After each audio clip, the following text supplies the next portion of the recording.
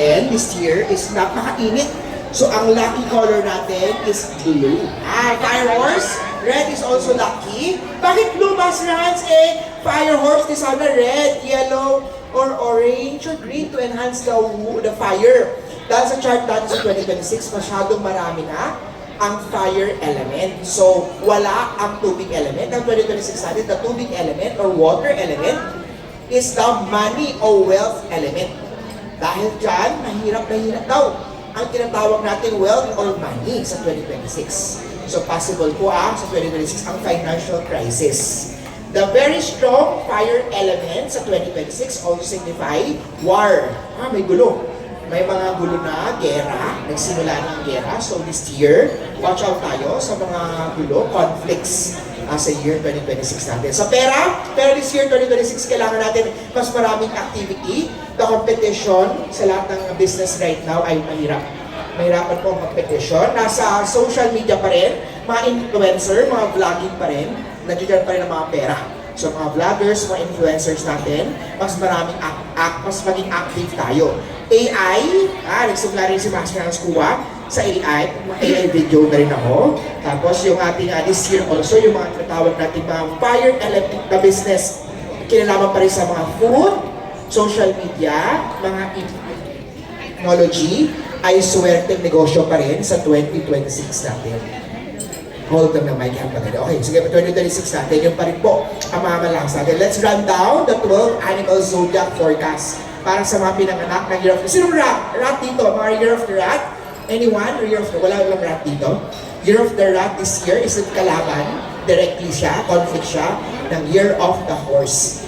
Hindi sila kasundo ng Year of the Horse. Year of the Rat this year, not your year, careful po sa love life, prone kayo sa mga misunderstanding, conflict sa mga Year of the Rat. Sino may rat pa rin sa bila? Rat? Sinong rat dito? Yun, si Mama, rat ha. This year, sa mga Year of the Rat, kalma lang, huwag masyado mainit ang ulo sa mga Year of the Rat. Kalaban ng rat, ang horse. Hindi magandang taon to. Sa mga rat, ang cure, do not sit facing south.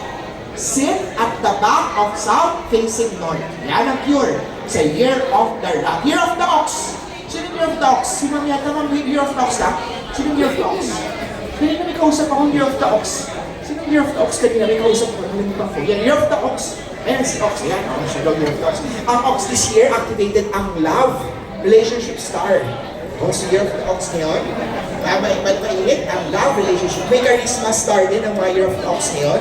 So sa mga Year of the Ox, at gusto nila this year for promotion, matutuwa Year of the Ox this year. Year of the Tiger. Sinong Tiger this year? Sino mga Tiger? Ang Year of the Tiger is the good friend ng Year of the Horse.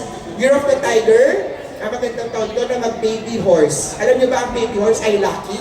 Lahat ng sign ay pwede sa baby horse. Bawal lang po ang baby horse sa Year of the Rat. Pag hindi pwedeng baby horse, so pwede kayo ninong ng pinanganak ng Year of the Horse. Dahil ang horse this year ay swerte. Parang dragon. Alam mo sa Chinese, we love baby dragon. Ang isang pang swerte na baby ay Year of the Horse. Fire horse ay lucky, so maganda mag-baby na Year of the Fire Horse 2026. So, Year of the Tiger this year, magandang taon to para mag-asawa, magpakasal, love relationship, mag-baby. Year of the Tiger, maraming pera this year. Year of the Dragon, sino dragon this year? Mga dragon, yung mga dragon this year, may long-term success star siya. So, investment sa mga properties, Year of the Dragon this year. Year of the Dragon ngayon, may career promotion, magandang business expansion ang Year of the Dragon sa 2026 natin. Year of Snake. Sino bang Snake? Last year si Snake, not yung good year. Year of the Snake this year, recovery year na ng Snake.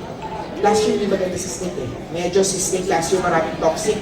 Hirap talaga si Snake last year. This year, recovery year na po ng mga Snake this year. So maganda po, ang Snake dito na to, marami siyang mga delay last year, re-recover na this year. Year of the Snake. Sino pong Year of the Horse? Mga kabayo, Year of the Horse?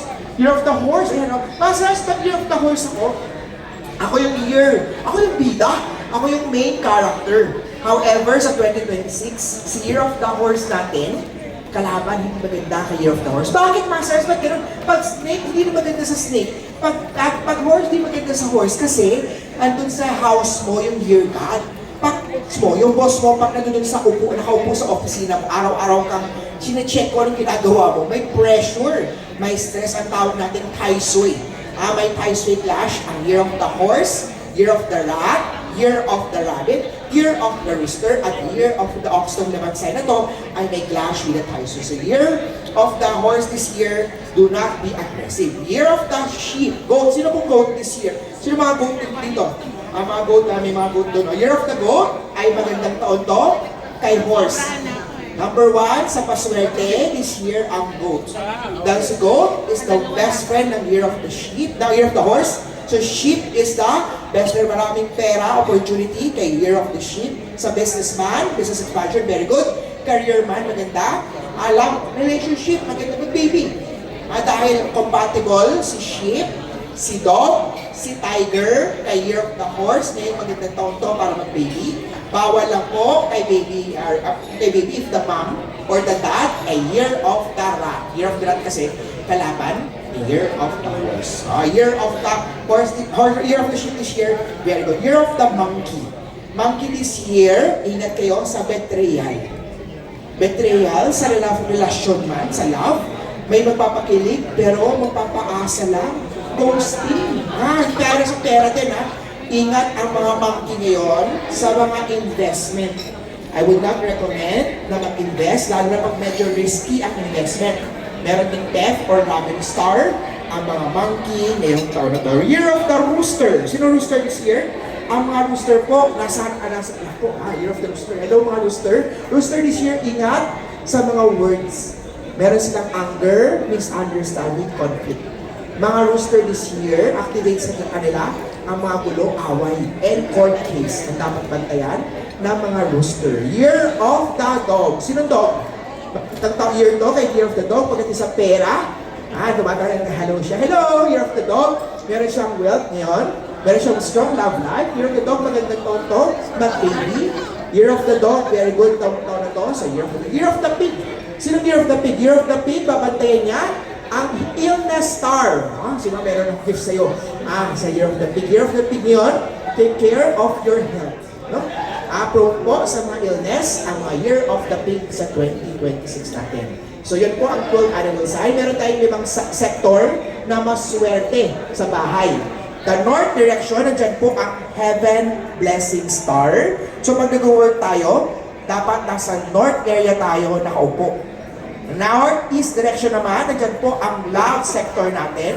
Sa mga may asawa, sa mga gustong magkaasawa, sa mga it's complicated, ang bedroom natin, i-check niyo po, dapat ang northeast po niyan ay maayos, walang kalat, para ma-enhance ang strong love at magandang wisdom sa mga nag-aaral.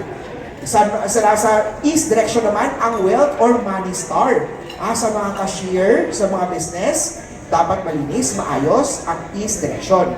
Nasa southeast direction naman, ang long-term success sa 2026. At center, ay nandyan po ang victory at success. Center, southeast, east, northeast, at saka north, yan po ang 5 sector na maswerte for 2026. Meron naman tayong 4 na hindi maswerte sa 2026. Nandyan po ang south. Ang south po nandyan po yung 5 yellow misfortune star, maglagay ng metal element sa south direction. Huwag uupo ng harap sa south direction. If you're year of the rat, year of the horse, year of the rabbit, rooster, and year of the ox. Nasusunod natin ang ibang sector is nasa northwest sector. Nandyan po ang illness o sickness star.